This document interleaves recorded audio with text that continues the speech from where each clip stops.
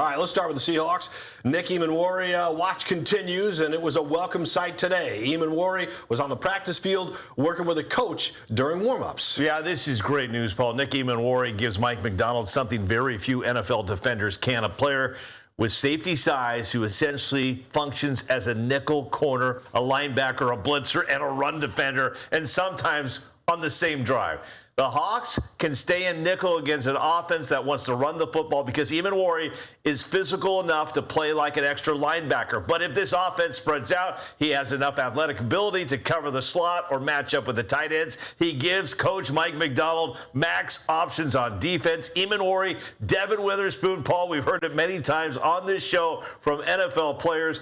They both give offensive coordinators nightmares. So to have Nick Emmanwori back out of that boot, that is a good sign. We saw it, HBO Hard Knocks Episode 1. There was a little scare there, Paul, because he had the boot on, and we heard from Coach Macdonald, is he going to be ready for Game 1? Because we need him. Yeah, Emmanwori even told the coach in that conversation, he really didn't want to go out there with that knee scooter in front of the fans, and he just wanted to make sure he was good to go when he went out there in front of everybody. So it was good news for him today. When it comes to finding players and trade talks around the league, any chance to improve the roster, Seahawks GM John Schneider has said it many times. We are in on everything. Doesn't matter.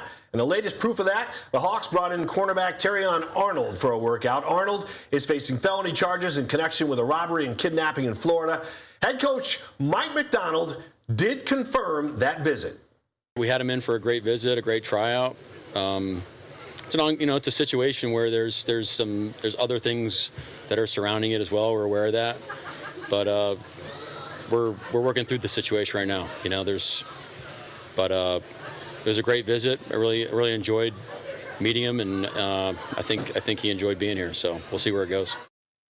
Seahawks aren't the only team interested in Arnold. He has a small tour going on right now that includes Houston and New Orleans, among other cities. The Lions drafted the former Alabama cornerback in the first round back in 2024, but they released him immediately after that arrest in Florida. I remember back Pete Carroll days, he was all about second chances. So we don't know the whole truth behind this whole thing. We just know that he is facing felony charges, and we'll see what happens. But Mike Macdonald liked what he saw, and I'm sure a lot of other teams will, considering the guy was a first-round draft pick just a couple of years ago. Well, no question. There's a lot of teams looking at him. I think Coach Macdonald's not hiding from the media, saying right there's other things surrounding this player right now that we need to keep an eye on. So I think you said it at the beginning, Paul, with General Manager John Schneider. They are in on everything, and that includes improving this defense how they can. They're going to take a look at this player on the field, off the field, see if it's a good fit. We'll see. We'll just have to wait and see. And everybody, don't convict this man. Let the courts take care of that stuff. Yeah, a lot of people on social media want to go on and start typing things and stuff like that.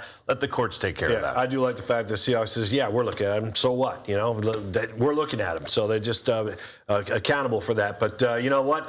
There's a couple other DBs, young DBs on this team that can't wait to get their shot. Yeah, they love what they're seeing right now from defensive back safety Bud Clark. I'm telling you what, this kid is going to be fun to watch. I was there for his first press conference, comes to the Seahawks out of TCU. As we're getting to know Bud, his colorful personality is becoming more and more obvious.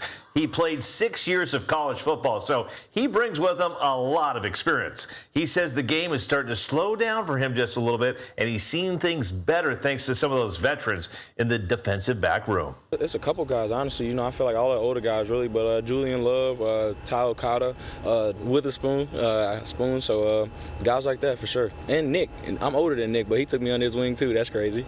We all got the same goals, so, I feel like it's a brotherhood. If I see my brother doing well, I'm going to try to just boost him up to do it.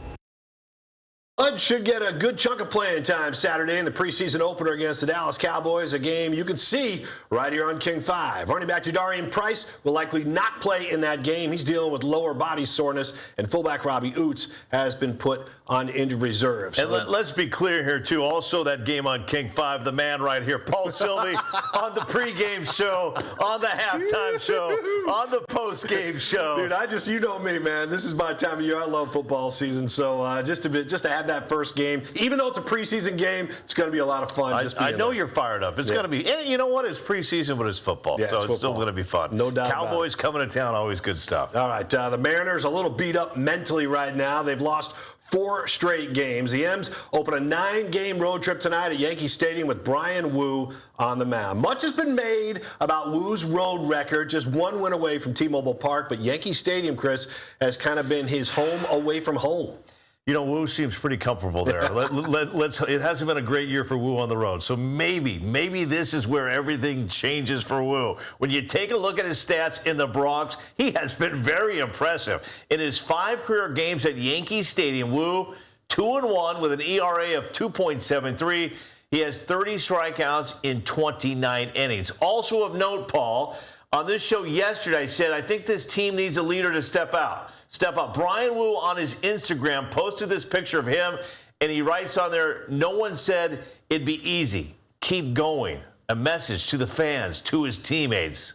Nothing is easy. Bryan Woo trying to fire up his teammates, trying to fire up Mariner Nation. You know what, Paul? I went back and watched last night's show yesterday. You know what? I was a little negative. I need to be more positive. Yes, they are down. You think they are out, more Paul. positive? Are you kidding me? I got to fire it up, Paul. There's too many negative Nellies out there right now. Yes, it's been a rough season, Paul. It's been a roller coaster. But right now, we've got to come together, Paul. It has to change. When it comes to the Mariners, I don't know of a more positive guy on the planet than Chris Egan. I mean, he's over the top. And I don't know. Listen, you know, you said this yesterday about Woo. You felt good about him. And then I reminded you of his road record. And you're like, oh, yeah, right. But I didn't know his Yankee stats, Paul. Yeah, I know. The Yankees came in today. It's like, oh, wait a minute. He pitches pretty well at Yankee Stadium. It's true. He does pitch well there. And that's just part of the reason where I just feel like we all know in this sport, hitting is contagious. And I kind of feel like everybody's pointing at this August gauntlet.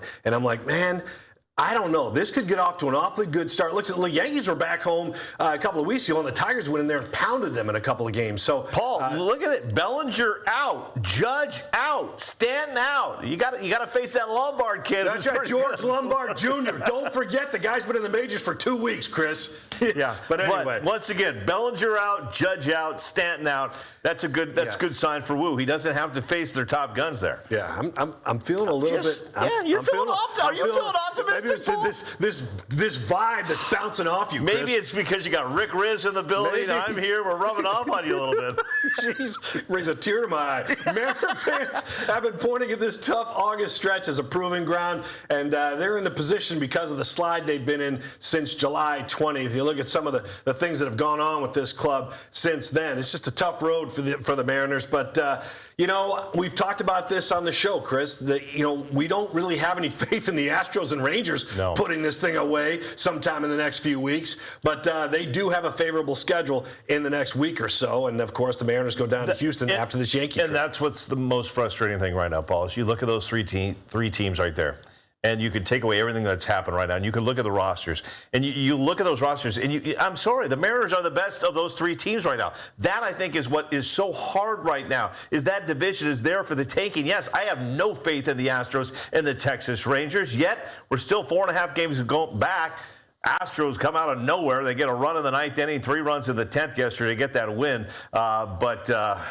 I'm keeping the faith, Paul. Keeping the faith. Well, I mean, like I said. Talk to me when there's 2 games to go. No, but I mean, even when you come in here tomorrow morning and you got your head in your hands and you're just like, I can't believe it, they're going to lose, they're never going to make the playoffs. It's like, Chris, man, this team is in the most competitive division. I'm being kind. The most competitive division in baseball. It is not going to be over until September, late September. All 3 of those teams at the top, I think, are going to be in the hunt. I said it, Paul, on the second show that we aired.